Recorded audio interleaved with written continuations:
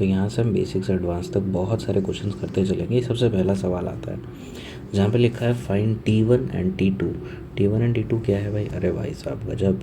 Find T1 and T2। T1 और T2 हमें ढूंढना है, जो कि क्या है? टेंशन है। दो स्ट्रिंग लगी हुई है 3 kg और 5 kg के बीच में T1, 5 kg और 7 kg के बीच में T2 है। ठीक है, अब हमें यहाँ पे क्या करना होगा भाई? यहाँ पे सिंपल सा दोबारा से मैं एक डायग्राम ले लेता हूँ।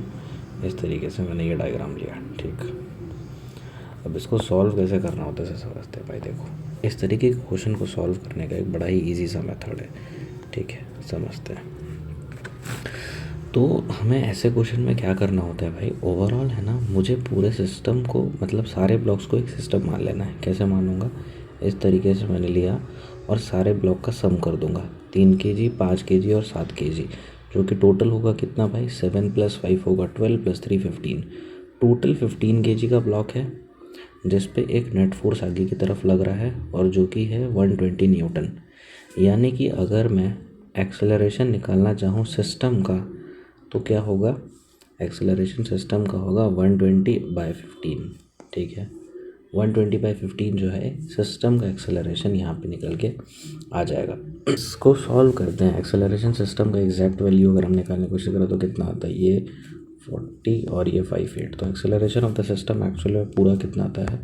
अपने पास जो एक्सेलरेशन है सिस्टम का वो है 8 मीटर/सेकंड स्क्वायर। ठीक है जी, बहुत बढ़िया। अब इस सवाल में करना क्या है? अब एक फॉर्मूला होता है जो हमें पता है, that is force is equal to mass into acceleration. Force is equal to mass into acceleration. यहाँ पे फोर्स में जो मास इनटू एक्सेलरेशन है, सिंपल सा इसका मतलब हमें याद एक रखना है। This is short trick. अगर हम इसको याद रखना चाहे कि मास इनटू एक्सेलरेशन की जो भी वैल्यू होगी ना, उसका मतलब ये होता है कि वो ब्लॉक उतना खाता है या खाएगा। ठीक है, खाता है, क्या खाता है सर? कुछ भी खाता है, नींबू, आम, केला, भिंडी, गोभी, कुछ भी।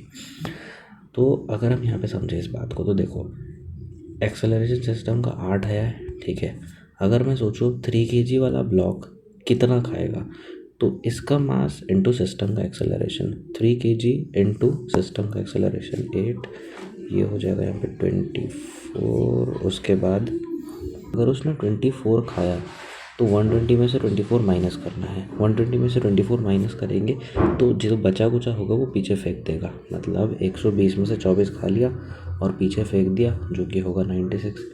अब 96 में से ये कितना खाएगा, ये कितना खाएगा वो लिखना है। 5 8 जा 40 होता है, मतलब इस ब्लॉक का मास और सिस्टम का एक्सेलरेशन 5 8 जा 40 हो गया। तो ये 40 खाएगा, 96 में से 40 खाएगा, तो बचेगा कितना भाई? पीछे बच जाएगा अपना 56 बचेगा। तो T2 कितना आएगा? 56 आएगा। एकदम बेसिक है। ठीक है, इस तरीके से वाला क्वेश्चन सॉल्व होता है। तो अगर मैं ओवरऑल बताऊं तो यहाँ पे क्या होता है कि भाई अपने पास में सबसे पहली चीज़ है एक्सेलरेशन निकालना होता है सिस्टम का। ठीक है, फिर हमें चेक करना होता है फॉर ईच ब्लॉक